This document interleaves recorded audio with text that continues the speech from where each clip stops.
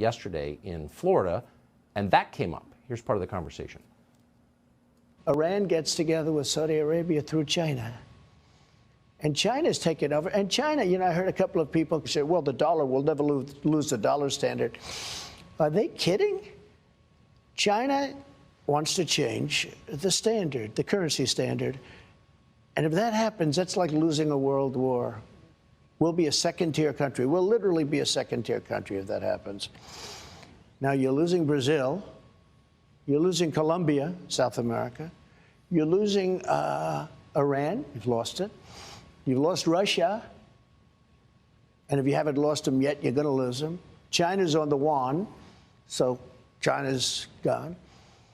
Then you see France going over. No, what's going on? We're losing. If we lose our currency, that's the equivalent of losing a world war. Our currency is what makes us powerful and strong. And this was unthinkable during the Trump administration. And if I saw Macron do that, I would have called him. I would have said, you know what? No more wine into the United States. No more champagne into the... And I had that with him. I had Steve Mnuchin, a good guy, was unable to make a deal with France. France is very difficult, I will tell you. Yeah. They're all difficult because every country rips us off. But France is, in particular, very difficult.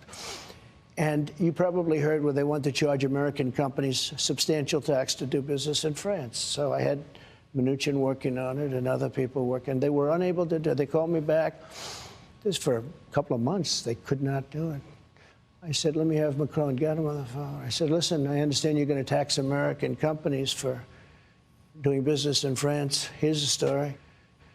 On Monday morning, if you don't drop this, on Monday morning was Friday, I'm going to put a 100% tariff on every bottle of champagne and every bottle of wine that comes into the United States of America. He says, no, no, no, that's not fair. I said, of course it's fair. You're charging American companies for going to France and doing business in France, a very big tax. So all of your wine, very good wine, but I think we make wine that's just as good. All of your wine and all of your champagne that comes in, I'm putting a 100% tax on. That's it. So good luck. Monday morning at 9 o'clock. That was it. I get a call back 15 minutes later. We've decided we're not going to charge American companies. But you know what happened? Once I left, now they're charging them.